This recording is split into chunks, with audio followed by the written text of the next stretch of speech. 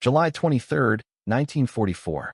Outside the village of WWII, eastern Poland, 23-year-old Kazimierz Wojciechowski lies motionless in a haystack, barely breathing as German half-tracks rumble past on the dirt road below.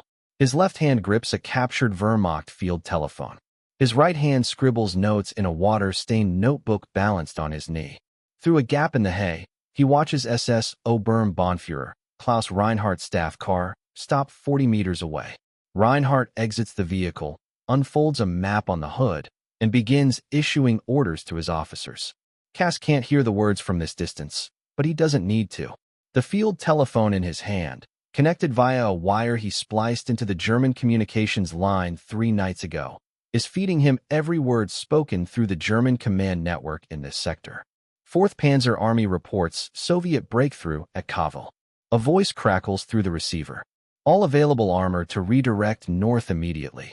SS Panzer Grenadier Division Toten will march through Wybier at 0400 hours tomorrow. Route Wub Crash Chelm. Estimated strength, 140 tanks, 8,000 men. Kaz's pencil moves frantically. This is it. This is the intelligence the Polish Home Army has been desperately seeking. The exact route and timing of a full SS Panzer division moving through territory where partisan forces have been planning an ambush for weeks. This single piece of information could save hundreds of Polish lives and destroy millions of Reichsmarks worth of German armor. But there's a problem. Cass is alone. His partisan cell is 12 kilometers away with no radio communication. The Germans have increased patrols after discovering sabotage telegraph lines yesterday.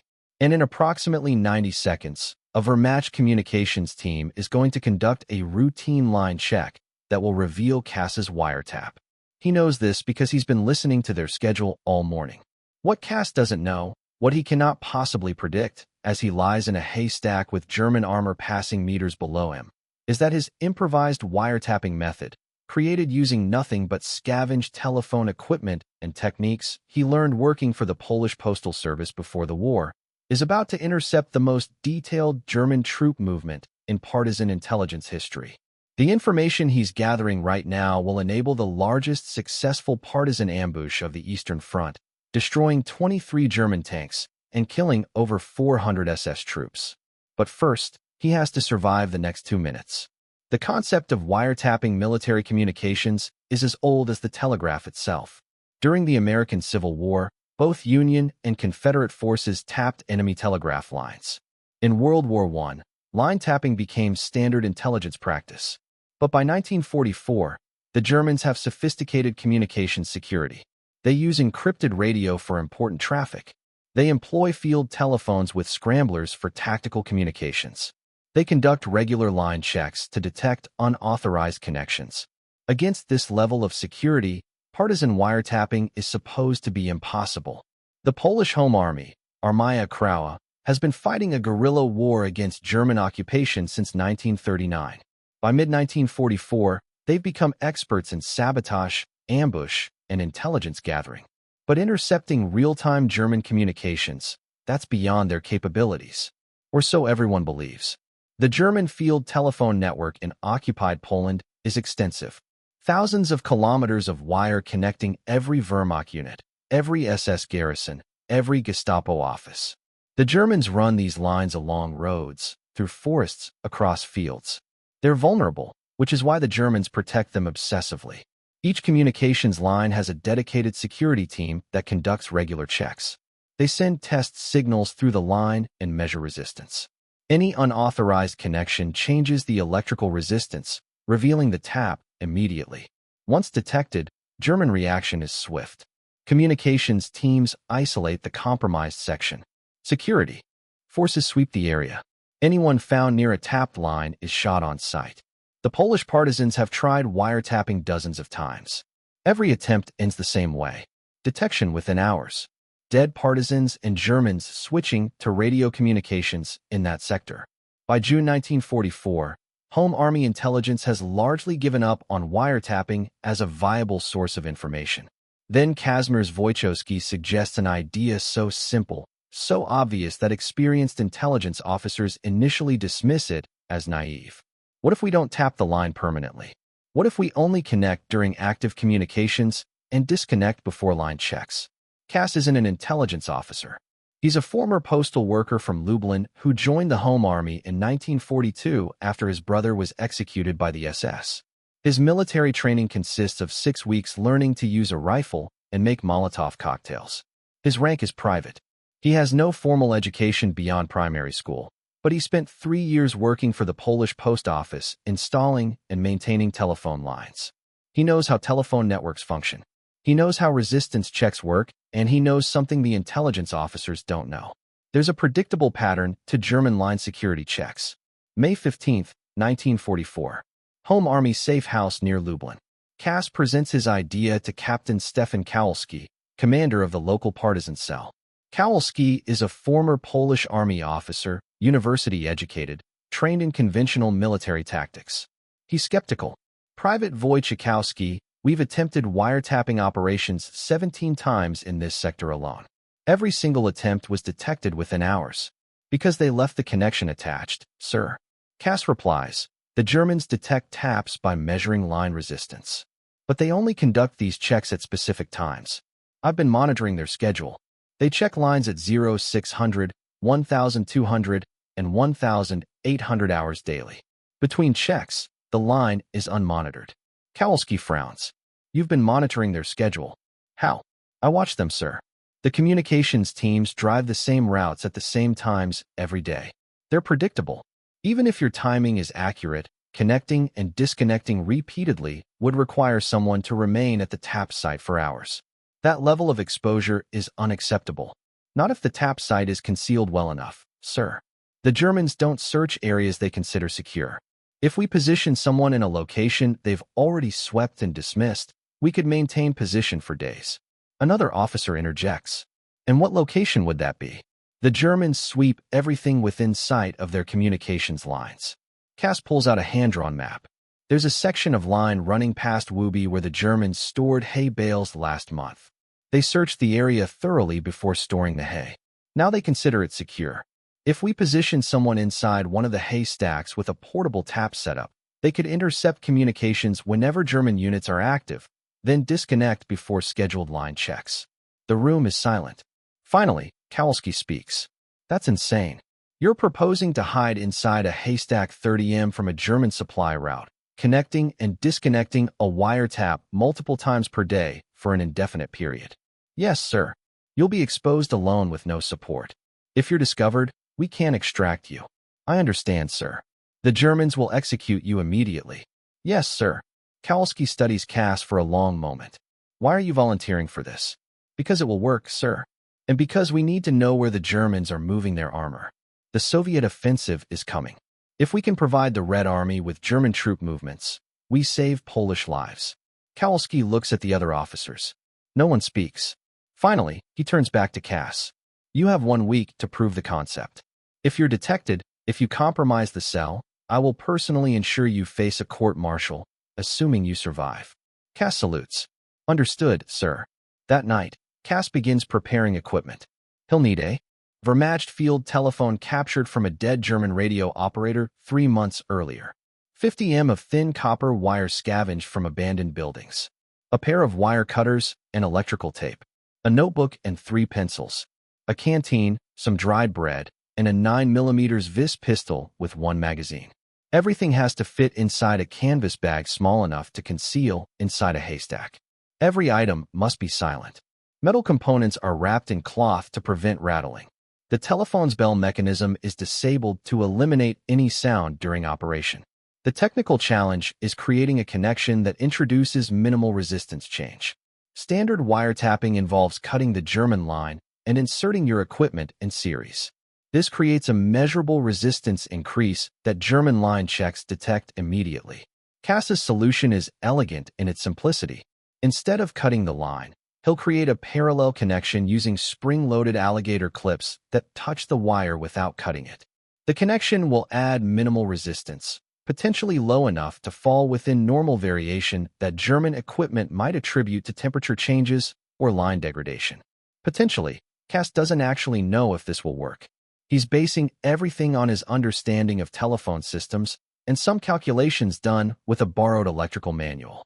June 3, 1944. 0200 hours. Cass approaches the haystack field outside WWII. The German hay storage consists of 15 large hay stacks arranged in 3 rows. Wehrmacht logistics units stored them here in April to feed horses used for transport. The Germans searched the area thoroughly at the time. Now they largely ignore it. Cass has scouted the location for 2 weeks. He's identified the communications line running along the road 40 m from the hayfield. He's observed German patrol patterns. He's counted their line check schedule. He's ready. He selects a haystack in the middle row with clear sight lines to the road, but far enough from German positions to avoid casual observation. Using a wooden staff, he creates a hollow cavity inside the haystack just large enough for him to lie prone with his equipment. The interior of a haystack is surprisingly spacious once you create a cavity. The compressed hay forms natural walls that hold shape. Cass arranges a breathing hole facing away from the road. He positions his equipment within arm's reach. He creates narrow viewing gaps that let him observe the German communications line and the road. At 0330 hours, he wiretaps the line for the first time. Crawling from the haystack in darkness, Cass low crawls 40 m to the communications line. His hands shake as he attaches the alligator clips to the wire. The spring-loaded clips make a soft click that sounds deafening in the silent night. He freezes, listening. Nothing. No alarms, no shouting, no footsteps. He unspools his copper wire back to the haystack, burying it in the grass as he moves. Back inside the cavity, he connects the wire to the captured Wehrmacht field telephone and puts the receiver to his ear. Static. Then voices. Checkpoint 7. Reporting all clear. Acknowledged. Maintain position. It works. He's intercepting German tactical communications. Cass checks his watch. 0345 hours.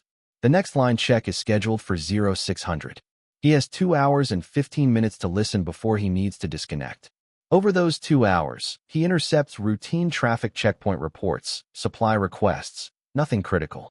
At 0545, he disconnects the wiretap, reels in his wire, and waits. At exactly 600 hours, he watches through his hay gap as a German communications truck stops on the road. 2 technicians exit and begin testing the line with handheld equipment. They spend 15 minutes running diagnostics. Finally, they drive away. They detected nothing. Cass exhales slowly. It works. The system actually works. He repeats the process at 800, tapping the line after the morning check and disconnecting before the noon check. More routine traffic. He's beginning to understand the rhythm of German communications. The Germans are chattier in morning hours. They discuss logistics, coordinate patrols, complain about supplies. On June 4th, Cass intercepts his first useful intelligence. A Wehrmacht major discusses troop positions with his battalion commander. Cass scribbles notes. 2nd Battalion, 4th Infantry Regiment positioned at Krasnostav. Strength approximately 400 men. Low morale. Supply issues. It's not strategic intelligence, but it's proof of concept. That night, Cass sneaks from the haystack and travels 12 kilometers to the Partisan safe house. He delivers his notes to Captain Kowalski. Kowalski reads them slowly. This is accurate? Yes, sir. Intercepted yesterday morning. How confident are you in your setup? Very confident, sir. The Germans haven't detected anything. Their line checks pass normally. Kowalski makes a decision. Continue. Stay at the position as long as you can safely maintain it. Focus on armor movements and major troop redeployments. We're hearing reports of German armor moving east. If you can intercept specific details, routes, timings, we can use that. Cass returns to the haystack and settles in for what will become the strangest month of his life. Living inside a haystack is exactly as uncomfortable as it sounds. Cass can't stand. He can barely move. He lies prone for hours at a time listening to German voices through the telephone receiver. When nature calls, he uses a bottle which he empties during nighttime disconnections. He eats dried bread and drinks water sparingly because obtaining more supplies requires risky nighttime trips. The psychological isolation is worse than the physical discomfort. Cass spends 18 to 20 hours per day alone in darkness listening to Germans discuss logistics and tactics. He can't light a candle for fear of smoke detection. He can't speak for fear of being heard. He lies in silence, scratching notes on paper he can barely see. But the intelligence he's gathering is extraordinary. June 8th, Cass intercepts communications regarding fuel shortages affecting German armor near Kavel. June 12th, he overhears a heated argument between two German officers about conflicting orders from Wehrmacht and SS command structures. June 16th, he records details about a German defensive line being constructed south of Chelm. Each night, when possible, Cass sneaks out and travels to Partisan dead drops, hollow trees, and hidden locations where he leaves his notes for collection. The Home Army Intelligence Network begins incorporating his information into their reports to London and Moscow. The Germans never suspect.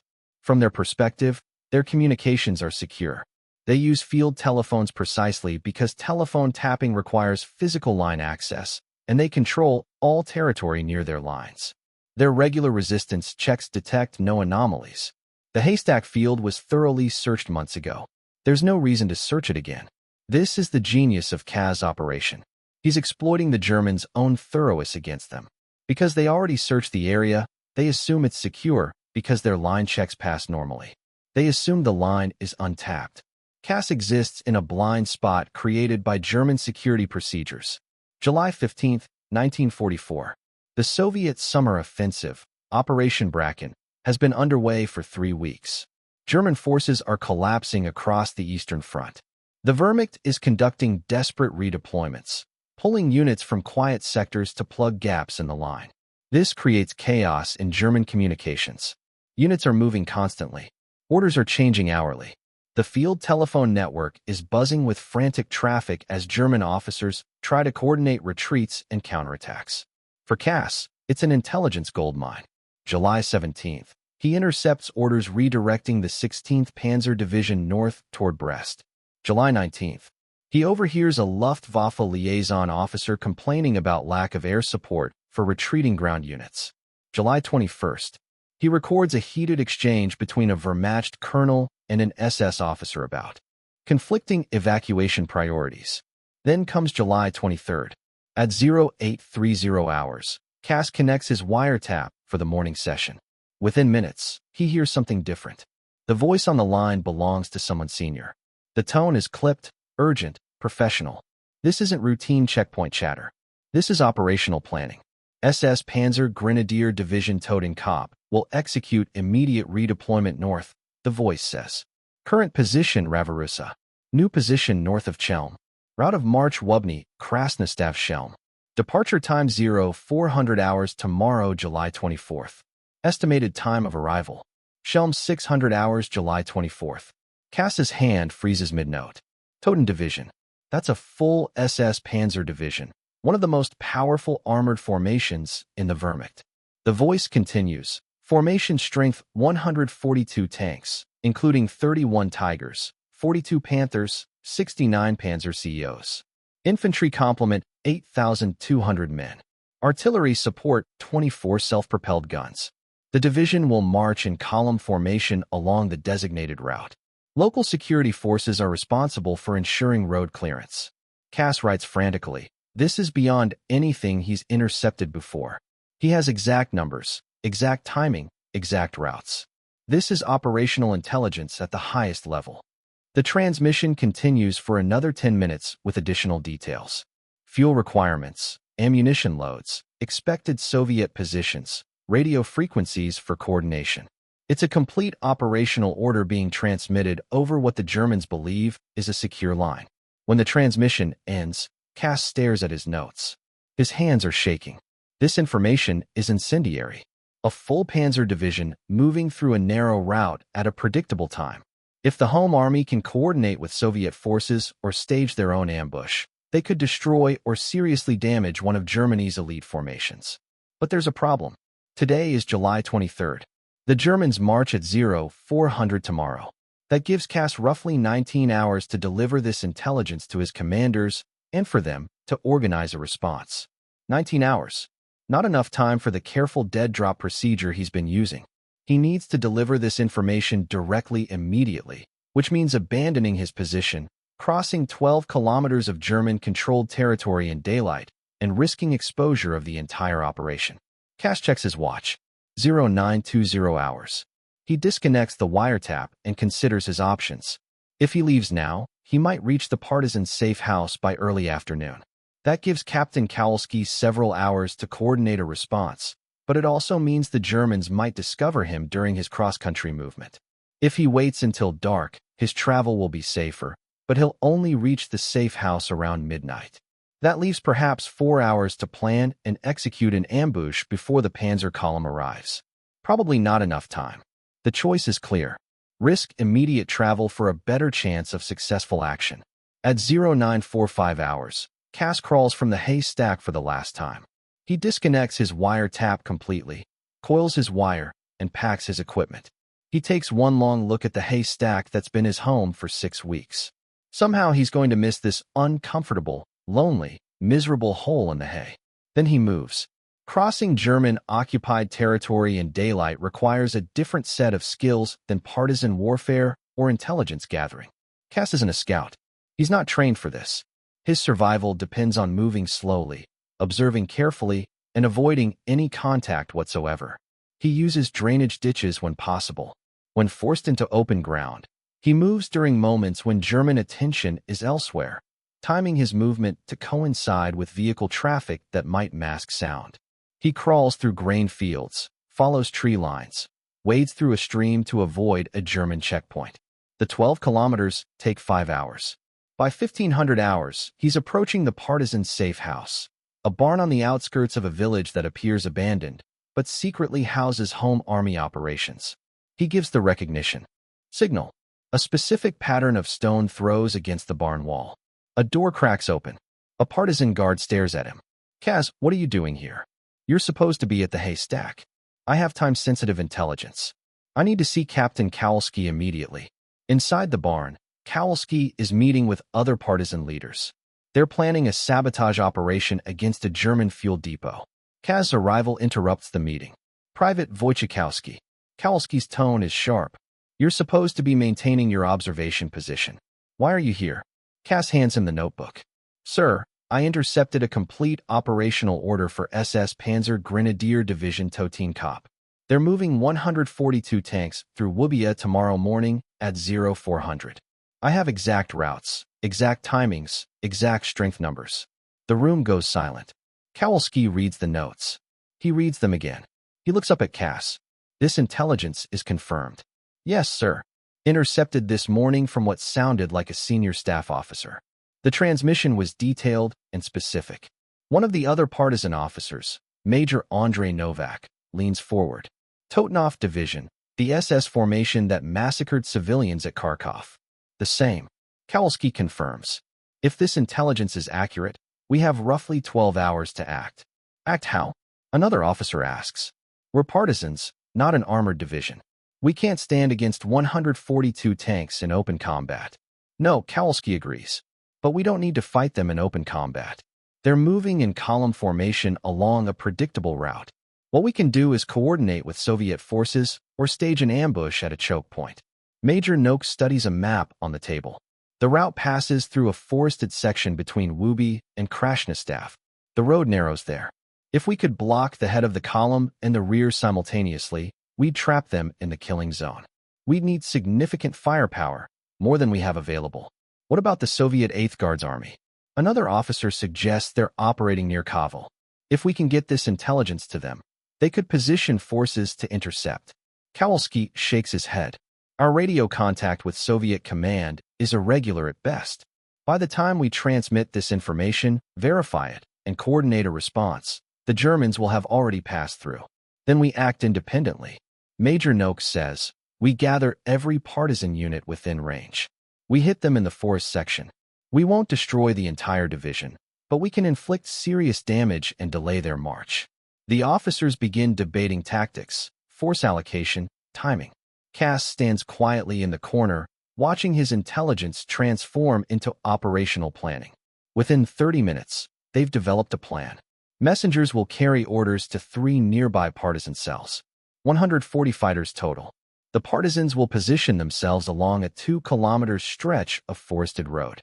They'll use captured German Panzer fast anti-tank weapons salvaged from previous ambushes. They'll set explosive charges on the road to disable lead vehicles. When the column stops, they'll attack from the flanks and disappear before German infantry can organize a response. It's a desperate plan with high risk and uncertain payoff, but it's the only option available with such short notice. Private Kowalski says, "Your intelligence has given us an opportunity we cannot waste. You'll remain here while we execute this operation." "Sir, I'd like to participate in the ambush." "Negative. Your value is in intelligence gathering, not combat. Once we determine whether this operation succeeds or fails, you'll return to your HAYSTACK position and continue intercepting German communications." Cass wants to argue, but he knows Kowalski is right. His skills are more valuable continuing the wiretap operation than carrying a rifle in an ambush. The Partisan cells mobilize immediately. By 210 hours, 140 fighters are moving into position along the ambush route.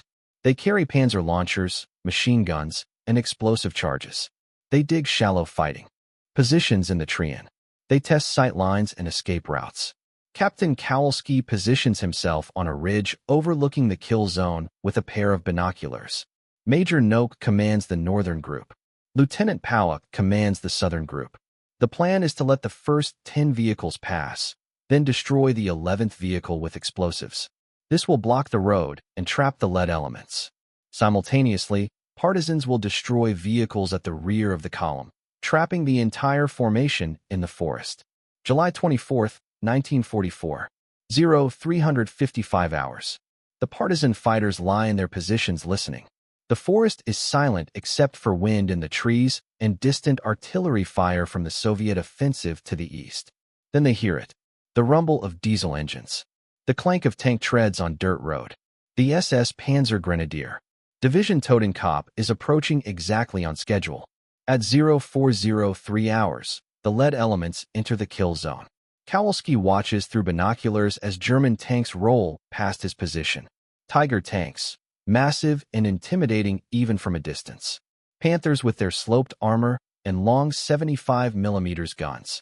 Panzer Force, the Wehrmacht workhorse, half-tracks filled with SS infantry, self-propelled guns, supply trucks. It's an impressive formation. Under normal circumstances, encountering this much armor would be suicidal for partisan forces. But circumstances aren't normal. The Germans are in column formation on a narrow road. They're not expecting resistance in territory they consider secure. They're vulnerable. Kowalski counts vehicles. 10-11. He gives the signal. Explosives detonate under the 11th vehicle, a Panther tank. The blast is enormous, flipping the 45-ton tank onto its side and blocking the road completely. Simultaneously, explosives detonate at the rear of the column, disabling 2 half-tracks. The column stops. German soldiers begin dismounting, confused, trying to assess the situation. That's when the Panzerfäuste open fire. The Panzerfaust is a simple but effective anti-tank weapon. A reusable launcher fires a shaped charge warhead capable of penetrating tank armor. It's deadly at close range, perfect for ambush situations like this. Partisan fighters launch dozens of Panzerfäuste simultaneously from the tree line. The warheads streak across the 50 gap and impact German armor. Explosions ripple through the column. A Tiger tank brews up, its ammunition cooking off in a series of secondary explosions. 2 Panthers are disabled, their tracks blown off. Half-tracks burn. The SS troops react quickly. These aren't rear echelon soldiers. They're combat veterans, and they're doing what they're trained to do. Infantry dismount and begin returning fire. Tank commanders button up and traverse their turrets toward the tree line. The Germans are attempting to suppress the partisan positions and organize a counterattack. But the partisans aren't staying to fight. This is a Hitandron operation. After the initial volley, fighters begin withdrawing through pre-planned escape routes deeper into the forest. German machine gunfire tears through the trees, but the partisans are already moving, using forest cover and prepared paths to evade pursuit. The entire engagement lasts 11 minutes. By 0 for 15 hours, the partisan fighters have disappeared into the forest, leaving behind a scene of chaos. 23 German tanks are destroyed or disabled.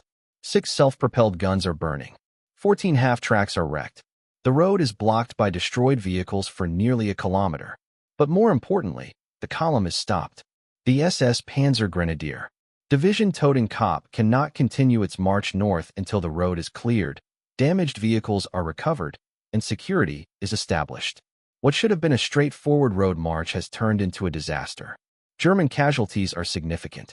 Over 400 SS troops are dead or wounded. Multiple senior officers are killed in the initial explosions. The division commander, SS Brigade Führer Hermann Priest, arrives at the scene at 0630 hours to find his elite division scattered across 5 kilometers of forest road, unable to move. Who attacked us? Priest demands. What forces were involved? His intelligence officer has no answer. Sir, we're seeing evidence of partisan activity. Small arms fire, Panzer Faust hits, hit-and-run tactics. We estimate perhaps 100 to 150 partisans involved. Partisans Priest is incredulous. Partisans don't conduct this level of coordinated attack. They don't know our march schedule. They don't position forces along our exact route hours in advance. Someone told them we were coming. He's right, of course. But the Germans don't know about the wiretap. They don't know about Cass lying in a haystack intercepting their communications. From the German perspective, this ambush is impossible. Their communications are secure. Their route was classified. There's no way partisans should have known their exact timing and location. The ambush delays Totenkopf Division for 18 hours. By the time they clear the road, recover damaged vehicles, and resume their march, it's 2,300 hours on July 24th. They're supposed to reach Chelm at 1,600 hours. Instead, they arrive at 0800 on July 25th, 16 hours late. Those 16 hours matter. The Soviet 8th Guards Army, taking advantage of the German delay, has moved forces into positions that would have been vulnerable to Totenov's armor had they arrived on schedule. When the SS division finally reaches Chelm, they find Soviet defenses prepared and waiting. The counterattack the Germans planned becomes a costly frontal assault that achieves nothing. The strategic impact ripples across the Eastern Front.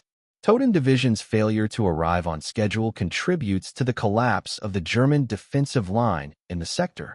Soviet forces exploit the gap, advancing 40 kilometers in 3 days. The entire German 4th Panzer Army is forced into retreat. Meanwhile, 150 kilometers south, Cass returns to his haystack. The partisan ambush succeeded beyond expectations, but Kowalski doesn't want to lose the wiretap capability. After debriefing the fighters and assessing German reactions, he orders Cass to resume his intelligence-gathering operation.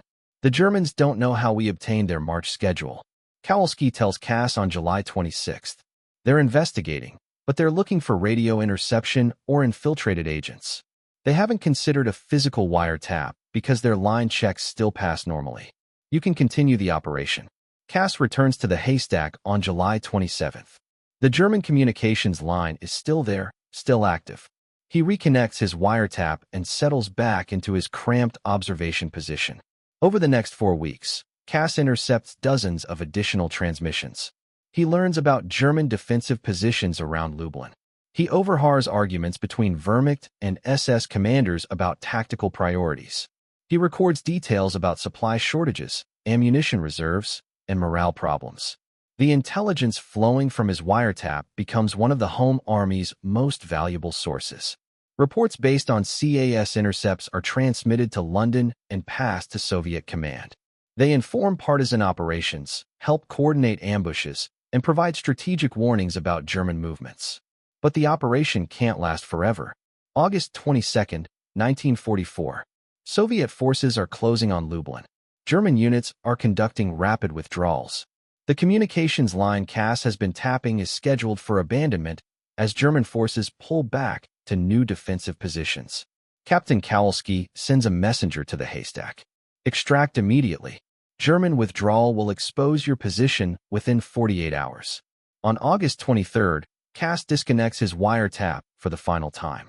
He has spent 81 days living in a haystack, intercepting German communications, delivering intelligence that helped kill or wound over 600 German soldiers and destroy 23 tanks. He crawls out of the haystack, stretches properly for the first time in nearly 3 months, and walks away. 2 days later, Soviet forces overrun the area. The haystack is destroyed by artillery fire. The German communications line is cut and salvaged by advancing Soviet troops. The wiretap operation is over, but its legacy is just beginning. The Polish Home Army's intelligence report to London filed in September 1944 includes a section on signals intelligence. Buried in the classified appendix is a note. Wiretap Operation HAYSTACK successfully intercepted German operational communications for 81 days without detection.